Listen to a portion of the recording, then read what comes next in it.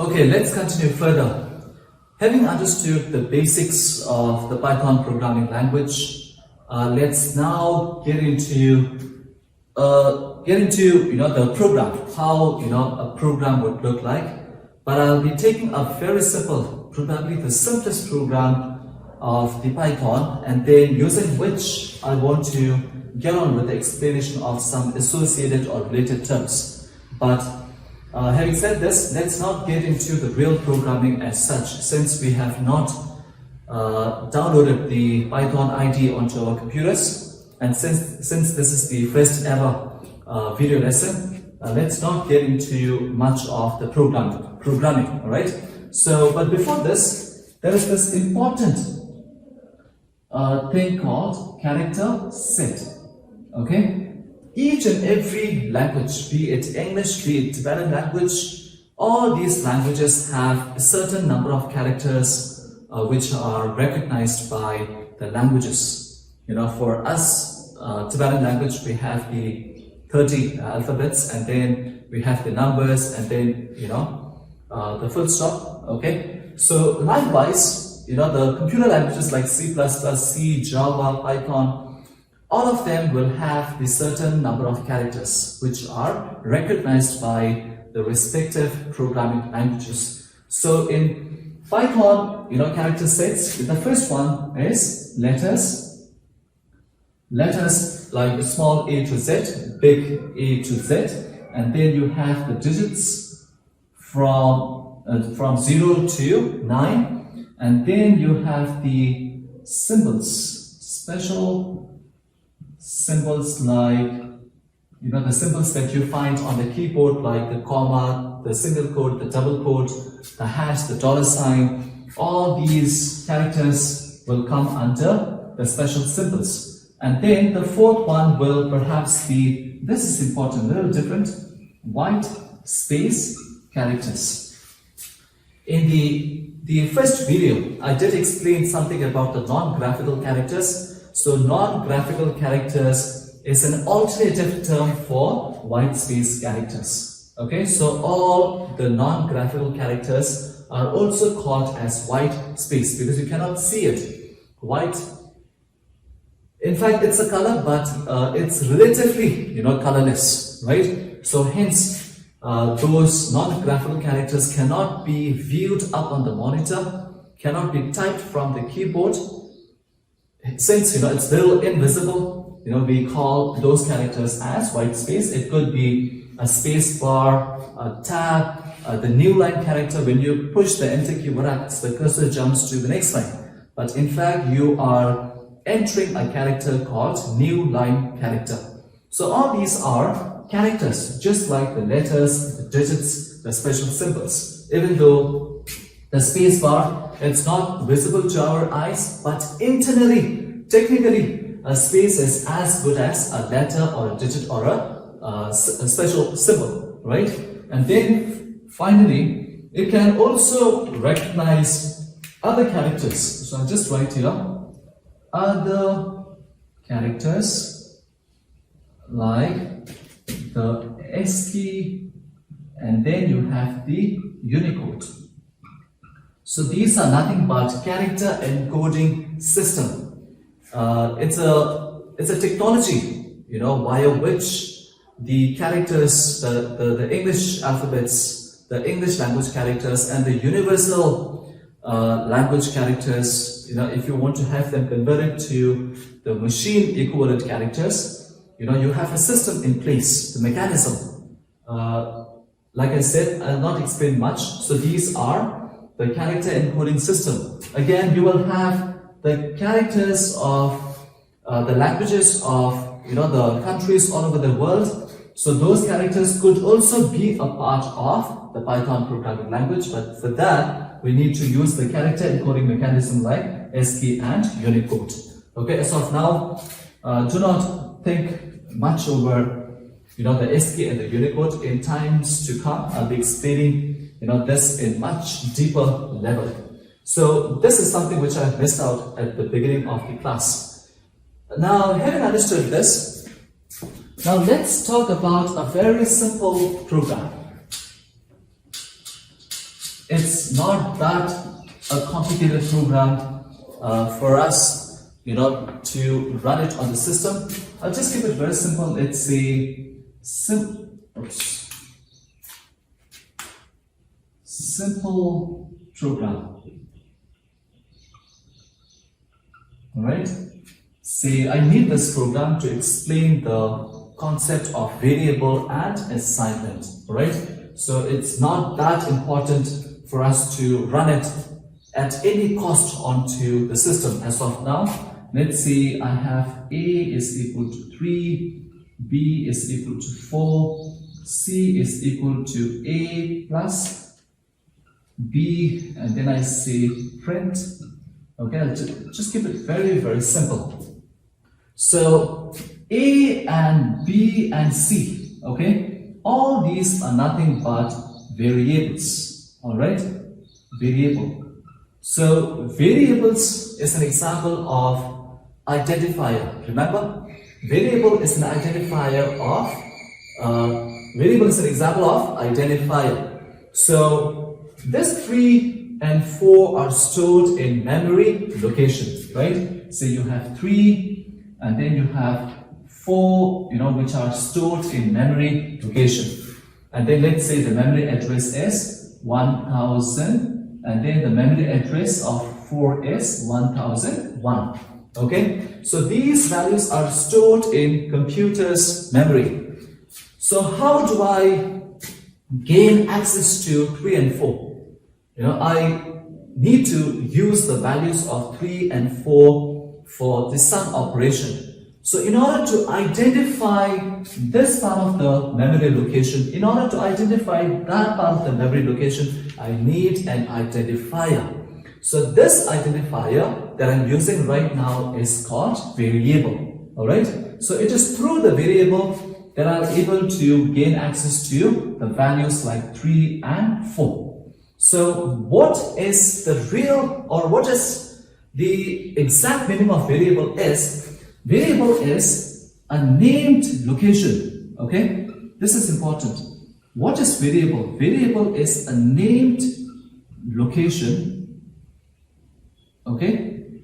Named location which refers to the values which are stored in memory location. Alright? So the definition of variable is it's a named location which refers to the values like 3 and 4, and whose values are required for the program execution or the program operation. So A and B and C are examples of variables. In other words, they are like labels. They are like labels which ultimately refers to the values which are stored in memory location. Alright? And then, having understood the meaning of variable, we'll try to understand how the assignment operation works. Look at this. Now this is equal to sign is no more than equal to sign. Normally, general meaning of this is to check whether A is equal to 3. But in computer science, it has altogether a new meaning. This is called assignment operator. Assignment operator. Alright? So, what is meant by this particular statement is 3 as a value is being assigned to A. Let's focus on this, everybody. Let's focus on this.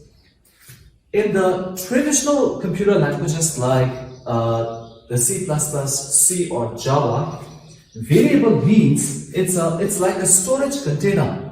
It's a named storage location. Let's take an example of C++. Okay, in C++, let's say I have a statement like A is equal to 3. So variable in C++ means it's a named storage location, or it's like a container.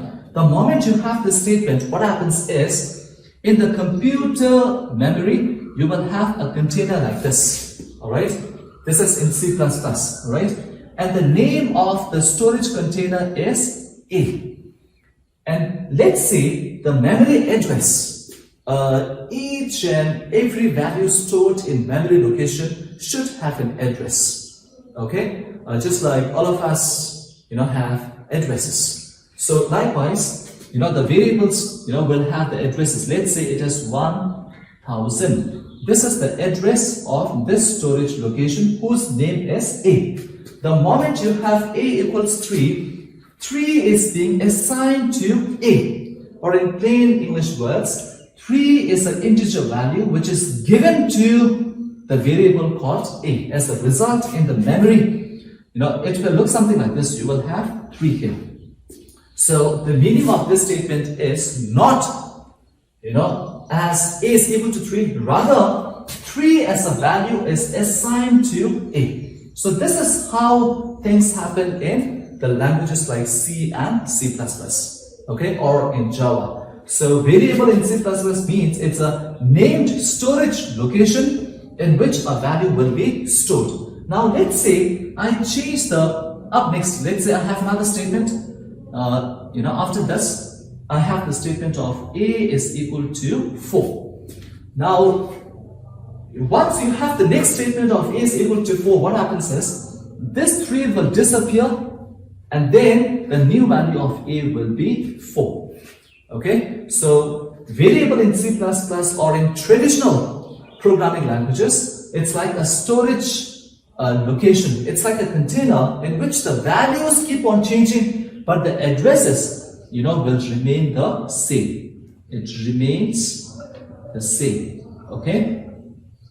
In order to have a better idea, sometimes it's important to know the difference. So this is how things happen in the C++. All right. And then what happens in Python programming language is, let's say, now this is Python programming language. All right. In Python programming language, let's say I have something like this. A is equal to 3. Again, literally it means the same thing. 3 is being assigned to A.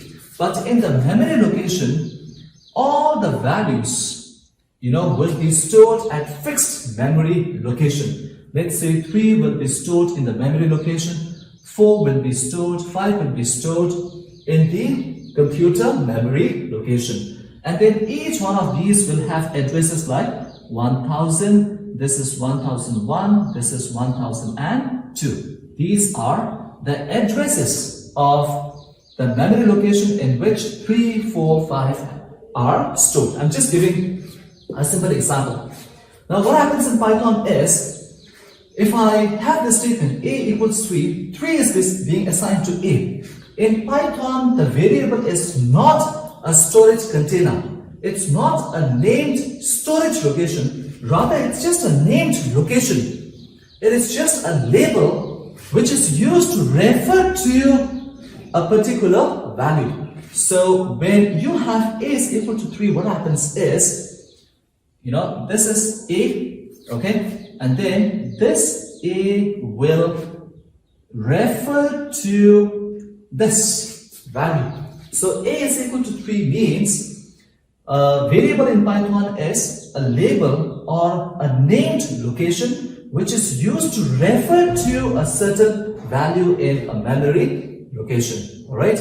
So what happens here is, it's a storage container, named storage location, but here it's just a named location, a location which has been named, or alternatively you could say it's just a label which refers to a value of 3 which is stored in a fixed memory location.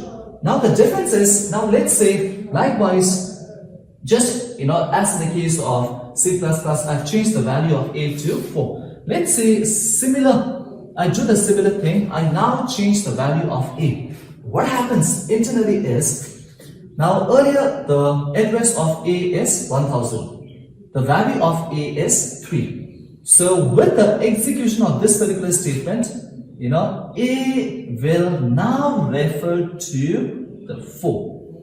Okay? So which means, the address of A has now been changed from 1000 to 1001. This is something which is very important, something which is very unique about the Python programming language, right? So As and when you change the value of variable A, the addresses keeps on changing. However, in languages like C and C++ and Java, the addresses will remain the same. The storage containers content will keep on getting changed, from 3 to 4, 4 to 5. So,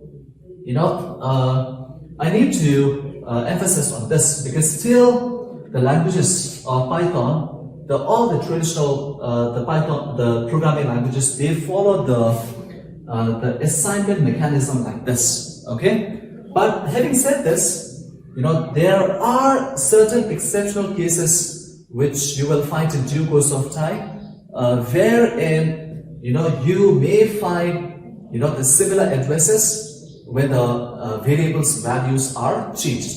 But as of now, on the basic level, in most of the cases, things will look something like this. In short, in C++, the addresses will remain same. The storage container will, the content will keep on changing. However, in this particular situation, it's a label, it's a named location which refers to a value. When you change the value, again the reference changes to some other value, right? So this is nothing but assignment operator, and then the value on the right hand side is being assigned to A. But at the outset, both of these two look pretty much the same, but internally the way the values are being referred to differs immensely. So let's try to understand how this program works. Say, okay, this is the original program, right? So let's get rid of this. So A, B, C are the variables, right? Like I said, I'll just draw the memory location in which you will have 3, 4, and then let's say 5, 6, and then you have 7, all right? And the address of this is, say, 1000, this is 1001, 1002, 1003, 1004, right? Let's say, the values of 3 and 4, 5, 6, 7 are stored in memory location which start from 1000. So this as a program, if you run this on the system, you will get the correct answer of 7. The question is, how will you get the correct answer of 7?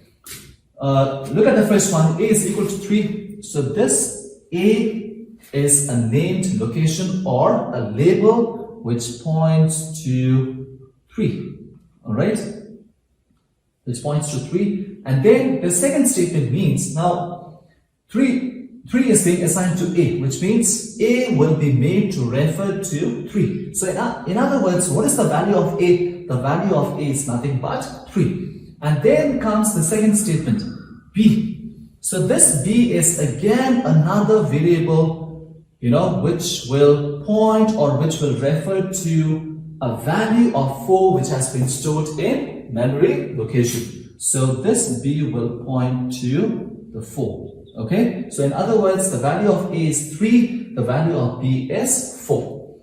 And then up next is, this statement, the expression on the right hand side will be executed first. Okay, the order needs to start from the right hand side to the left hand side.